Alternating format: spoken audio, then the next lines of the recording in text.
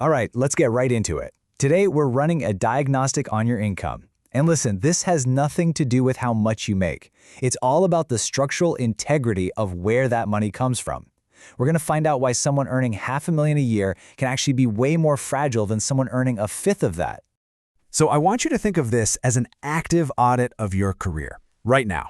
As we go through this, apply these ideas to your own life. We are literally going to stress test the foundation of your income and see if you're building on solid rock or if there's a hidden fault line you don't know about. Okay, first up, let's tackle a huge, and I mean huge, assumption that most of us make. That stability is the same thing as safety. It's not. And confusing the two, well, that can be a very, very expensive mistake. To really get this, we have to talk about something the philosopher Nassim Taleb calls the turkey problem. Picture this. For 1,000 days straight, a farmer feeds a turkey. Every single day, the data just confirms the same story. This farmer's my friend. He's a great guy, right? The turkey's life is super stable, totally predictable. Its confidence in the system is at an all-time high on day 1,000. And then, day 1,001 happens. And that, my friends, is Thanksgiving. And this right here is the absolute core of the idea. That long history of stability, that steady paycheck from that big, safe company, it can hide a massive underlying fragility. It creates this dangerous blind spot where you feel the most secure right before everything changes. So if that conventional path is actually a trap, what's the alternative? To get our heads around that, we need a whole new mental model. So let's compare two totally different ways of thinking about your career. On one side, you've got the classic corporate ladder. Now, just from a pure design standpoint, it's a terrible system. It's fragile, it depends on perfect balance, and you're constantly needing permission to take the next step.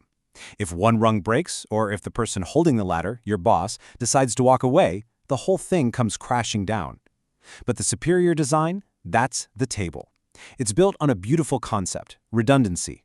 A table has multiple legs. If you knock one out from under it, yeah, it might wobble a bit, but the whole structure doesn't collapse.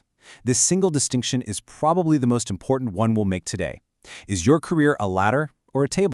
Okay, with that model in our heads, let's kick off the diagnostic. The very first, and honestly the most critical sign of fragility, is something engineers have a great name for: a single point of failure.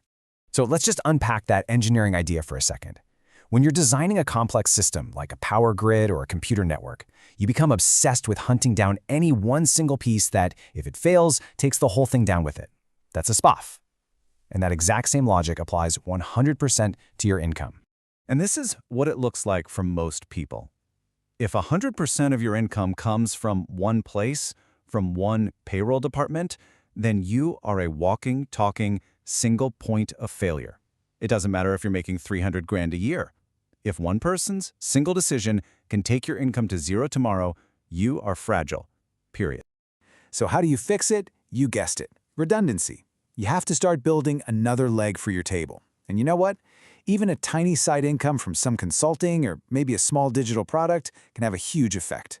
It's a powerful psychological hedge, and it starts to change the whole dynamic with your main job from one of dependency to one of partnership.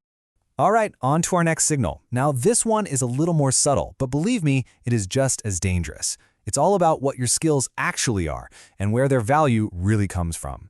This is a concept called proprietary competence. Here's what that means. It's when you become a total expert, but only inside a closed little bubble.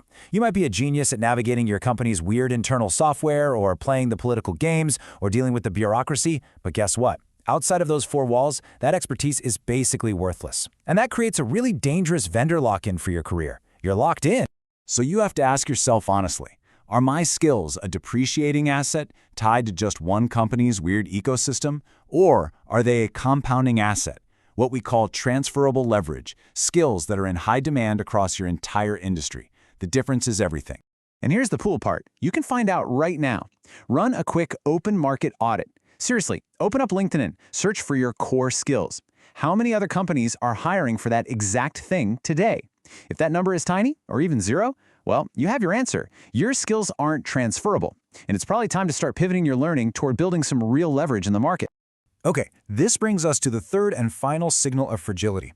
And this one isn't about your income or even your skills. It's about your access to the market itself. We call this zero distribution.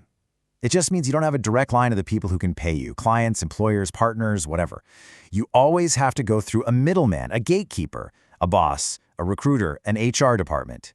If you can't generate your own opportunities, you don't really own your career. Your employer is just renting it from you. Let's make this brutally simple. What is this number for you?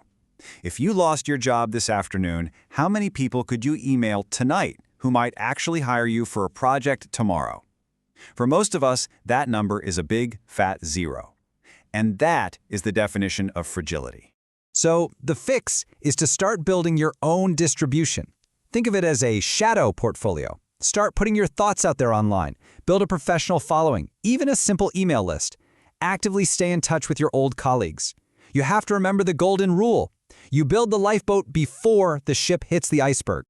Okay, so having a fragile income system is obviously bad. But there's one more thing, one final element that can take a fragile situation and turn it into an absolute catastrophe. It's called the Fragility Compounder. Here's how it works. You take a fragile system, right, like that single income source. Then you use that high salary to get high liabilities, a huge mortgage, expensive cars, the whole 9 yards. This jacks up your monthly burn rate, which makes you even more dependent on that one fragile income source. When you combine that fragility with that dependency, you're not building a safety net. You're just making the fall that much harder. So, we've run the diagnostic, we've identified the weak spots. What's the goal here? What's the superior system that we should all be trying to build?